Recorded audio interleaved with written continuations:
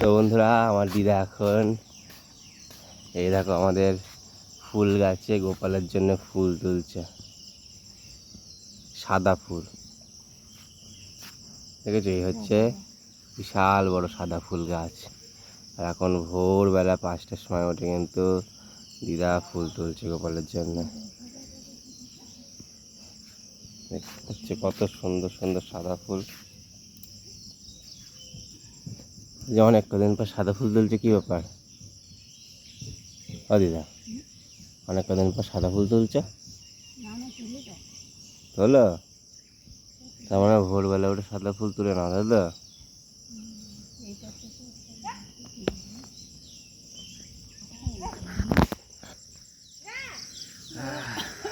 So good morning guys, welcome back to my another video.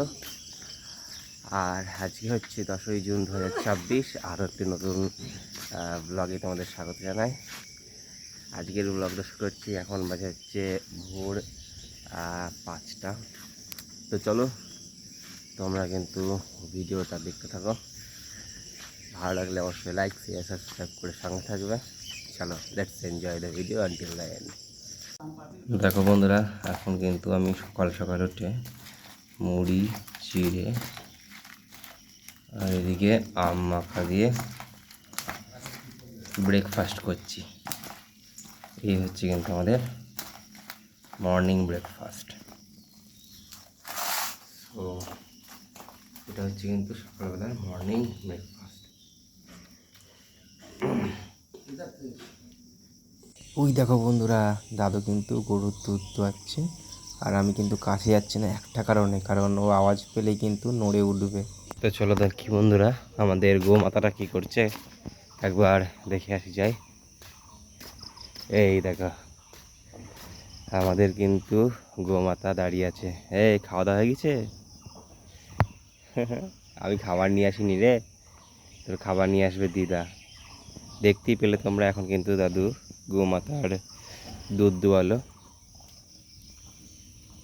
তো ও আর কিছু 2 মাসের মধ্যে কিন্তু বাচ্চা দেবে, কিছু মাসের মধ্যে, ওই 2-2.5 মাসের মধ্যে। দেখতে পাচ্ছ, এই গোমাতা আমাদের পুচকি গোমাতা খুব ভালো, কিন্তু শান্তশিষ্ট, কাউকে কিন্তু মারে না। তো অনেকের গরু আছে, অনেকে কিন্তু টাল মারে, কিন্তু আমাদের গরু কিন্তু কাউকে টাল মারে না, খুব ভালো। যাই হোক, আমার দিদাকে মানুষ করে ছাদা করে দাদু মানুষ করেছে, তো ওদের কাছ থেকে এই শিক্ষাটা অন্তত পেয়েছে যে মানুষের সঙ্গে কি করে থাকতে হয়। খুব ভালো দাদু, যদি খেতে দেয় না তো ও আগে থেকে ডাকবে, হুম হুম এরকম করে কিন্তু সাড়া দেবে যে আমাকে খেতে দাও খেতে দাও। কি বৃষ্টি দেখো বন্ধুরা, ঝেড়ে বৃষ্টি হয়ে গেল। এ দেখো জল জমে গেছে, এখনও টিন দিয়ে জল পড়ছে চুইয়ে চুইয়ে। তোমাদের একটা জিনিস দেখা, লুকিয়ে লুকিয়ে আমাদের পায়রাগুলো কি সুন্দর জল খাচ্ছে, দেখবা? ওই দেখো কি সুন্দর জল খাচ্ছে কলের পাড়ে, দেখো দেখো কি সুন্দর জল খাচ্ছে। এই কিন্তু সৌন্দর্য আমাদের গ্রাম বাংলার এই ছোট্ট বাড়িটির। দেখো কি সুন্দর কিউট কিউট পায়রা, ছোট ছোট, এরা আমাদের বাড়িতেই থাকে। দেখো উড়ে চলে গেল। তো এরা কিন্তু পিপাসা লাগলেই কলের নিচে একটা জায়গা করা আছে খুব সুন্দর করে এদের জন্য অ্যাকচুয়ালি, তো সেইখানে এসে বাসা থেকে নেমে এসে জল খাই। এত সুন্দর লাগে না দেখতে।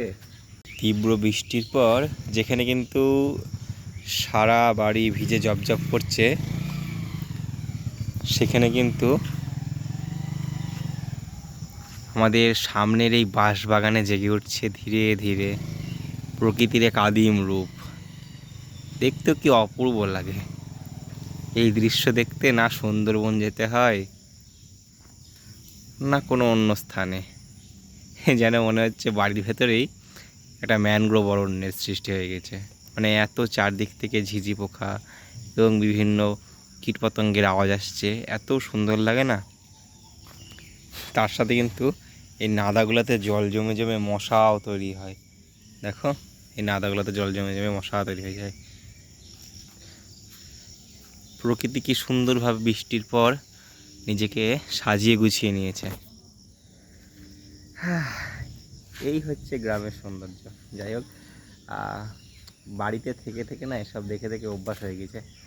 তা মাঝে মাঝে ভাবি যে একাই দেখবো, তোমাদের সঙ্গে না শেয়ার করে ভালো লাগে না।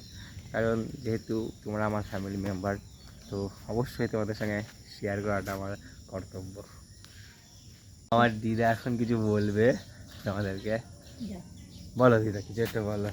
হ্যাঁ তুমি বলো, বলো বলো। সবাই বলে সবাই সাবস্ক্রাইব করে দাও।